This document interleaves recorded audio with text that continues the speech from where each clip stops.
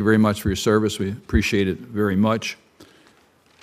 We want to have a strong strategic relationship with both Azerbaijan and Armenia. And I think we have an opportunity now with the relationship declining between Armenia and Russia to be able to achieve that. But it depends upon us standing by our values as we resolve the issues in the contested area. I agree with Senator Menendez. The humanity crisis is horrible. And every day we wait, more people are dying. And the United States needs to take decisive action. And in doing that, in bringing the parties together and enforcing the corridor, safe corridor for the humanitarian assistance and having a ceasefire and setting up the climate to resolve on a more permanent basis the governance of the region. But to do that, we have to be able to show that we're serious about this. And I just really want to underscore the point that Senator Menendez said. When you routinely give the waiver under Section 907, you're saying that Azerbaijan has demonstrated steps to cease all blockades and other offensive uses of force against Armenia. And that's just not the case. So we lose credibility when that happens, when we aren't prepared to take decisive steps based upon our values. Yes, we want to have a strong relationship with Azerbaijan. They're an important country for us. But as President Biden has said frequently, our foreign policy will be wrapped within our values. And it's difficult for some of us to understand that based upon the actions in that region. I'm going to mention one specific case that was brought to my attention in Azerbaijan, and that is the activist who was imprisoned, Gubad Ibad Uglo. I don't know if you're familiar with that case or not, but the United States doesn't stand by and let activists be imprisoned because of their speech, particularly with countries that we want to have a strategic relationship with, including a financial relationship with. We consider sanctions for those types of activities. Tell me how the administration is handling those types of activities within Azerbaijan and why the continuation of the waiver doesn't give the wrong signal in trying to resolve the conflict. Thank you, Senator. President Biden and Secretary Blinken have made very clear that human rights and our values are at the center of our foreign policy.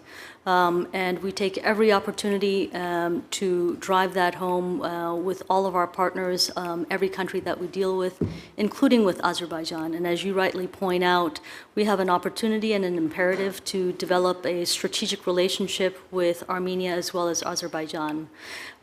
In that context, when we look at requesting a waiver for 907, we want to make sure that we're doing two things. First of all, that none of the assistance that we provide could ever be used for offensive action against Armenia, and two, that it is in the U.S. national security interest to do that. In the past, when we have requested 907 waivers, we've used that assistance to help the Armenians beef up their border security, especially with Iran, and that has rendered concrete results in terms of stopping stopping narco trafficking, which is used to finance the IRGC. So there are real results from that. But we hear you on needing to be very serious and to be very thorough as we deliberate on whether or not to request a 907 waiver. We take that responsibility very seriously. I would note that the last 907 waiver expired in June. We have not submitted a new waiver request yet because we are reviewing the situation very carefully. I also want to assure you, Senator, that we look at the wide range of tools that are available to us to influence the behavior, to persuade others along, and we won't rule anything out. Let me just interrupt at that point because I have a limited amount of time. I hope you'll get back to me in regards to the specific case I mentioned. Okay, I Thank sure you. will. And let me just, if you read the language of the waiver, it's not the way Congress wrote it. I mean, I think you have to follow the waiver language, and it's not the use of the funds, it's the activities on the ground. So that to me is not carrying out the directive from Congress. And then lastly, let me just point this out. I've been in Congress, the House and the Senate for a long time, and this conflict predates my service in the House of Representatives, let alone the United States Senate. I serve on the Helsinki Commission, chaired it many years. I know the OSCE Minsk group. That group started in the 90s and has been declared dead by some, but certainly has not been effective in ending this. We know about the violations of the ceasefires over and over and over again.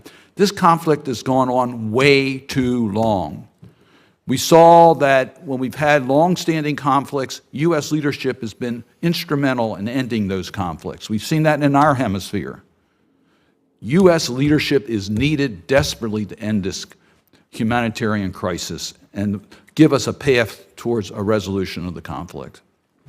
Senator, we agree with you fully. That's why we've got the special advisor, the senior advisor out in the region. We've been engaged for weeks, months, years. That's also why the Secretary of State has personally been engaged in these peace discussions, and will continue to do that. Senator Murphy. Thank you very much, Mr. Chairman. Thanks for convening this hearing. Thank you for your testimony today. I mean, let me first just associate myself with the remarks of the chairman and Senator Cardin and others. The